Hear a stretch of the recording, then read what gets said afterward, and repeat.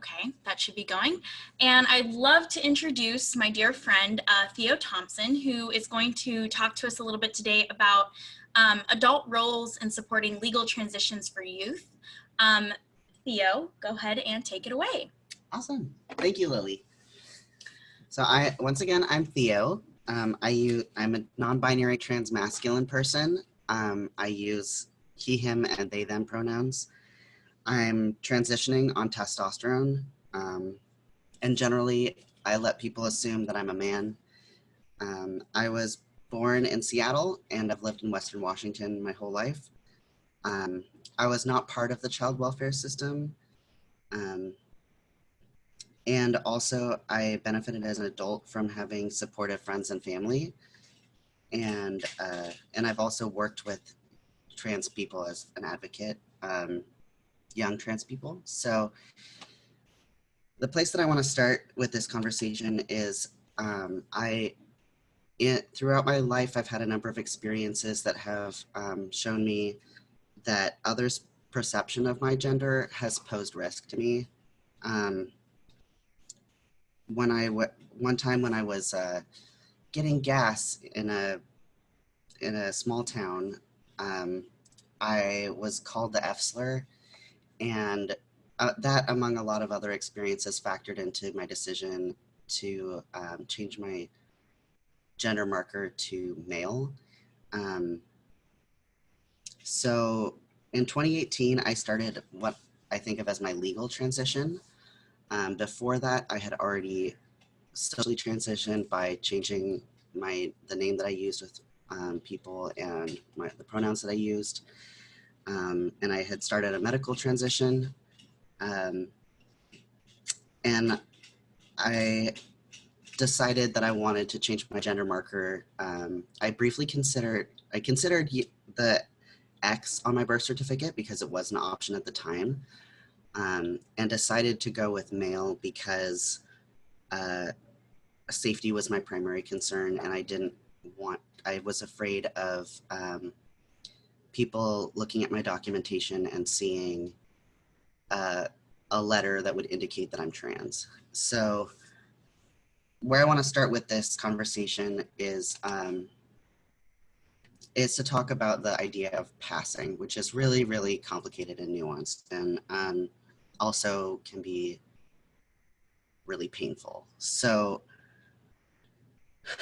when I talk about passing in this context, what I'm trying to say is using the assumption that all people are cisgender to navigate the world safely. This is something that varies based on context and can be conditional. So in some contexts, people read me as a cis man. In some contexts, people read me as a trans man. In some contexts, people ask me more questions or have like a more diverse grip on what gender options are out there. So that can vary. And people ask me like what pronouns I use, whatever. So it's contextual in that sometimes people are just operating from the assumption that everybody is cis, and so they assume I'm cis. It's also conditional in that if I speak up about gender or speak up about different like talk about trans issues or talk about challenge masculinity, that people's perception of me as cis may shift. It's also important to me to mention that passing is not necessarily possible or desirable for a lot of trans people. A lot of it comes down to that some people can't and some people don't want to be read as cisgender. And also, this is not the goal of every transition to navigate the world in a way where people assume that you're cisgender. That is some people's goal. It is not everybody's goal. My goals for transition, because I think that's important to talk about to understand where I'm coming from with this was that I wanted to align how my body and my presentation interacts with how other people see me and how I want them to see me and how I see myself. That I wanted others to acknowledge who I am, that I wanted to find community, and I wanted to feel safe. And some of these things actually have tensions between them or conflicts between them. So in terms of like actually interacting with young people who are going through this legal process, it's of vital importance to me to affirm that those young people have no obligation to perform gender any particular way, that they don't have to hide or share who they are or their trans identity, and they don't have to perform gender cisnormatively. They don't have to, and they can if they want to. And the decisions that are made about this can add risk in lots of different ways, but also taking those risks can allow people to find community. So so when we're talking about safety, these conversations are like going through this legal process can bring up a lot of feelings about fear and about sadness about not being seen for who you are. So the way that I support youth around this is through my behavior. And the way that I like to be supported is around behavior. So I strongly value when people use my name correctly, use my pronouns correctly, and respect my autonomy about my decisions through this process. And that's how people can like help foster safety for me in this process. The first step is important. This young person that you work with has come to you to express that they want to change their documentation. So they need to express that this is what they want. And if you are coming into this and don't know that much about the legal process, or just it's a complicated one. So like getting help is really, really vital, and finding other resources and other people who know these processes. So, and I also think a question that frequently comes up, it's come up for me with myself, it's come up with people around me as I've gone through these processes, is how permanent is this change? And there's a strong narrative about trans people that, and young people in general, honestly, that if they change their mind about things, that they are change their mind about how their self-conception, or change their mind about how they want to present themselves, or change their mind about what they want their legal documentation to look like, that they are lying or confused about who they are. And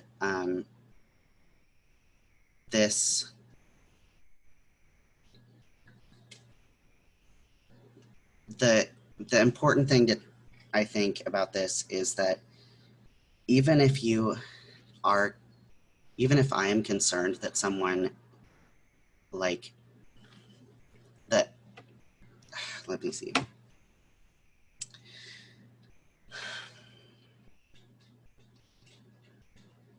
That it comes down to being about behavior, that even if you don't necessarily agree with what decision this person is making, that respecting their autonomy and changing your behavior to reflect who they are is the most important thing. When you support somebody, even if they're choosing to take risks, it's less risky if they have support. So the example of this that I love is just from Star Trek Deep Space Nine, there's a moment where there's a character who has changed her name and pronouns, and she sees an old friend who knew her before she changed her name and pronouns, and he says her old name, and he says, Curzon, my beloved old friend.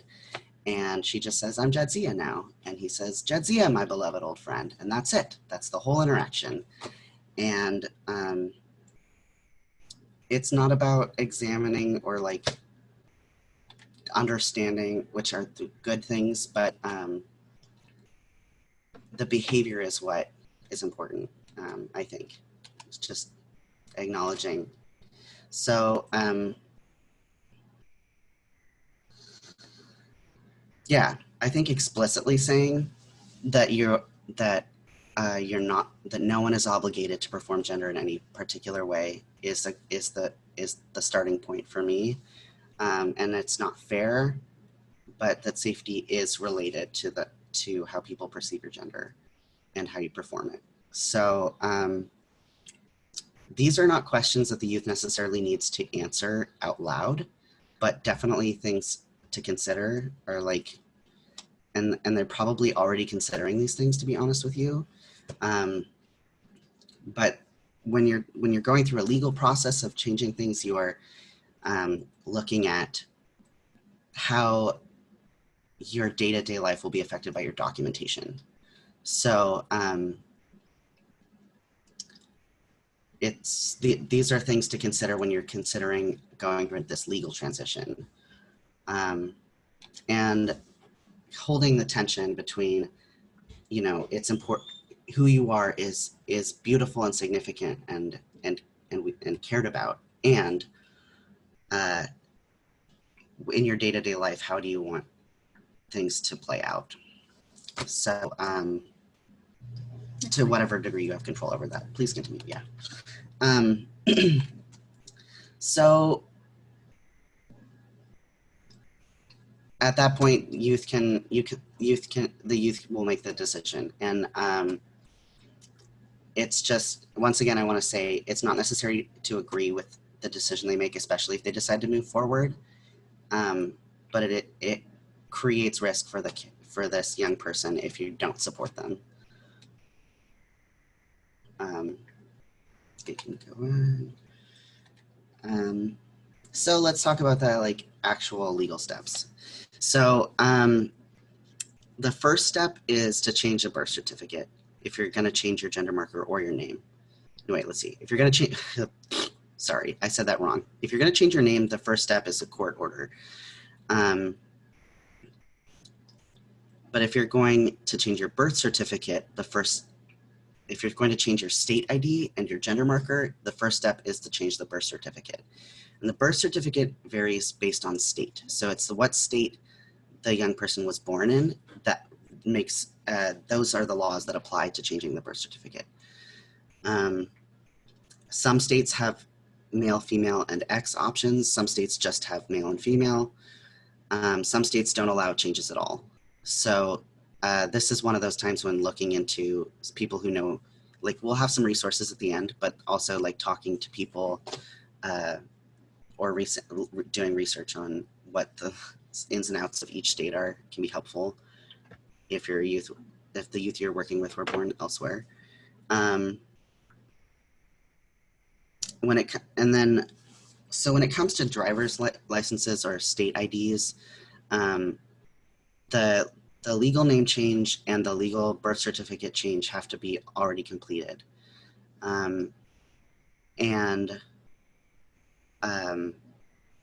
Excuse me. For the state of Washington, there are male, female, and X options for state IDs and licenses.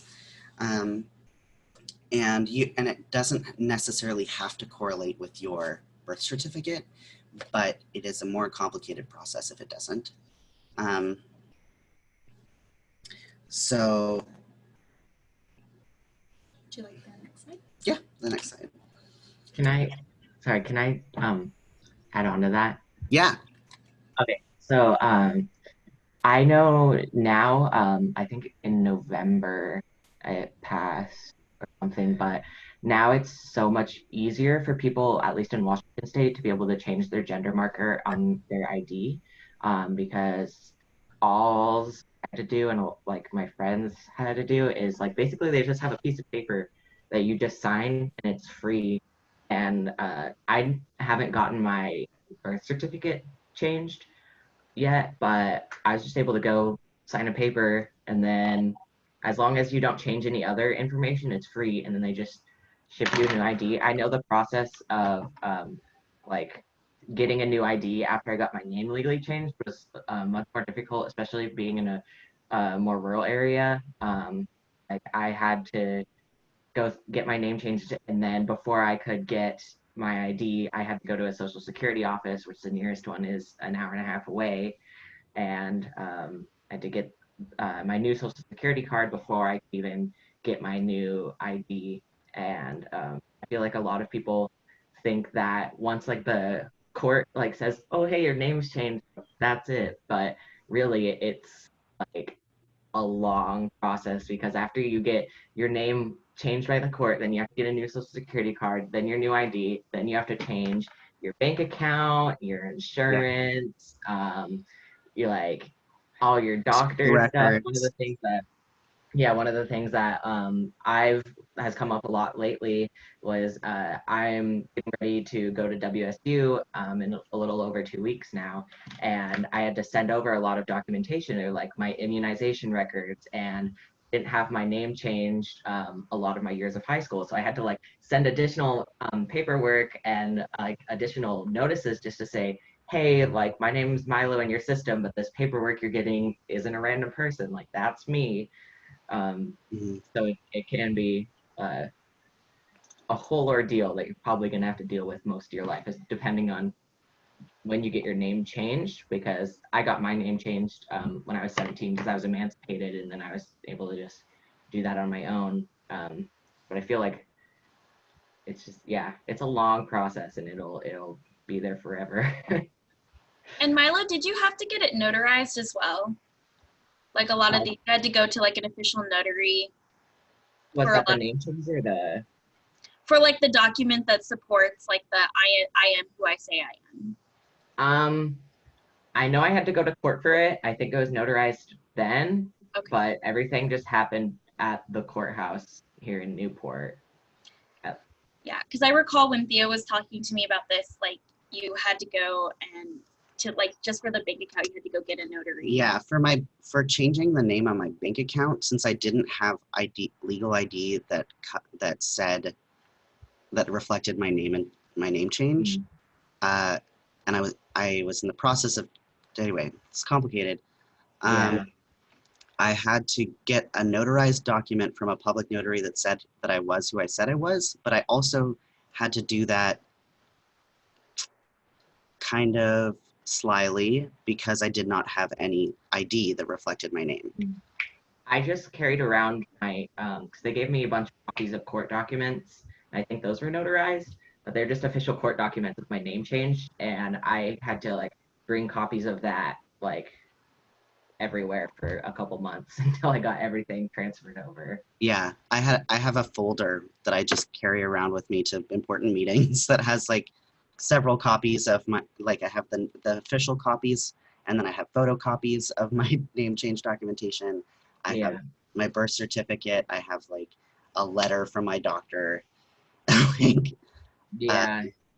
because it in different contexts different things come up. So and there's different legal issues around different things. I'm glad to hear that it sounds like that process is getting simpler. Yeah, it definitely has been getting a lot simpler in the last couple of years because I just got my name changed like a year and a half ago. Um, and then like I know I have a friend who works at the Department of Licensing, and they deal with a lot of like the IDs, and it's been so much easier to at least change your gender marker on the ID. And they said that a lot of people have gone in to change their gender marker, and it's like a 5-minute process now. What? Awesome. I'm Wild. so happy to hear it. Day also says I had to go to court and have it notarized, but it was almost 15 years ago. I still keep the original because I still get asked for it. Changing one's first name is 1000% more inconvenient than a last name, i.e. getting married, divorced in a binary world. It's a very good observation. Yeah. Yeah, I know at least in Washington State it's getting easier, but I live on the border and I have a lot of friends who still live in Idaho.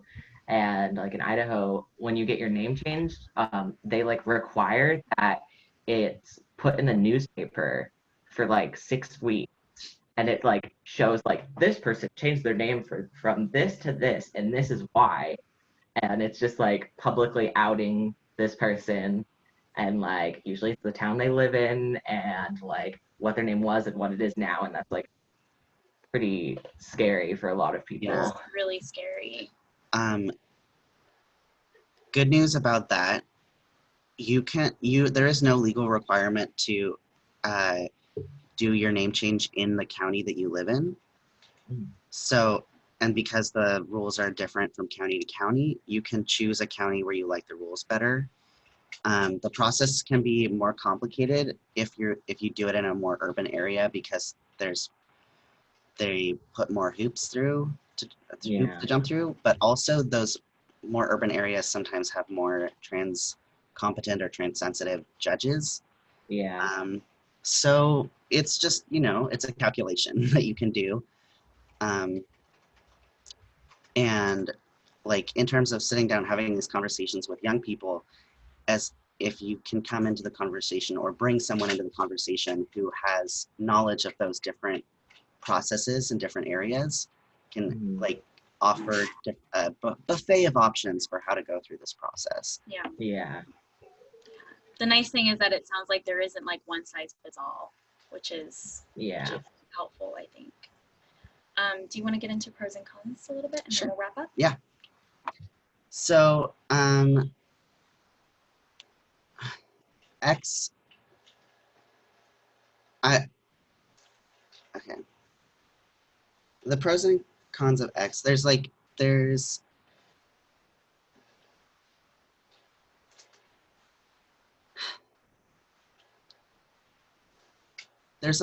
lot to this. I'll start by broadly saying that for lots of people, this option feels very affirming and is it's really exciting because it's an opportunity to be recognized on their documentation to some degree.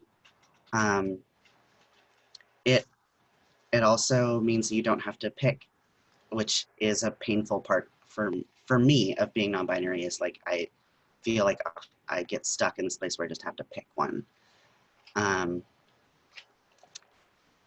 And it can complicate the process of getting further documentation, especially passports.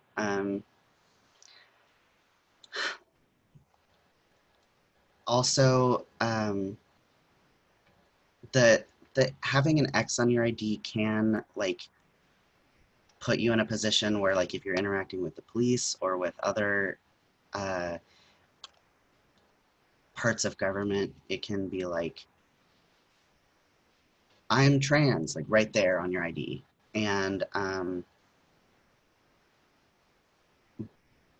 and that can be risky for some people. It can, but also like some people already, like their picture or whatever, their face just says I'm trans to people. So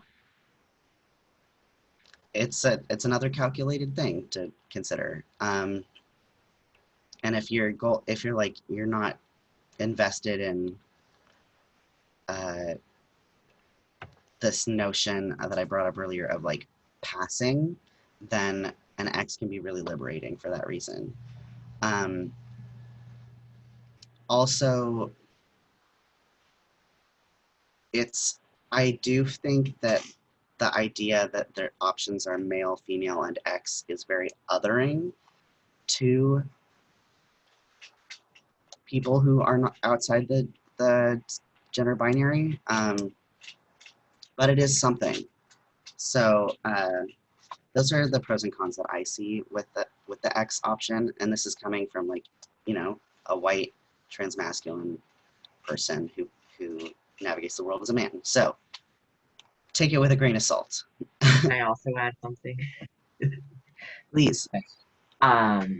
I know one thing just out of just a pros and cons of just the X or just it's a con of in some people's cases of just changing the gender marker at all. I know because I'm in a lot of like trans groups on like Facebook and just stuff like that. And I don't know what state this was or what insurance this person had, but I know for some trans people they're not able to change their gender marker because like say if someone is assigned female at birth, if they change their gender marker to male, their insurance then won't cover stuff like a hysterectomy or stuff that is just like a female like operation or surgery. And so that's definitely another barrier for people. Yes. Um, I I also want to add that I personally am on Medicaid, and I I have changed my gender marker to male and have had to navigate that process and um, have been haven't had really any trouble getting like cancer screenings covered, for example, and other stuff. I haven't gotten to a point where I'm considering a hysterectomy, but I'm not pursuing one right now. So uh, I'm sure that will be different and probably more complicated, but it is also possible to be covered and be and have your gender marker changed. So Yeah. yeah. I think it also It really, definitely is. I think it just goes down to depends on like where in the country a person lives and what insurance. Because I know like in Washington State it is much because I have like Washington Medicaid as well, and it's so much easier to like get trans healthcare than it was when I lived in Idaho. So it all just depends really. well, thank you, Theo, and thank you, Milo, and thank you, Day, for contributing to this discussion. This was, this is just particularly helpful in general. But also for folks, we will have this PowerPoint as well as sending out some PDFs and some resources around there. But for now, I'm going to go ahead and I'm going to open it up for questions if other people have any regarding this topic. I'm going to go ahead and stop recording.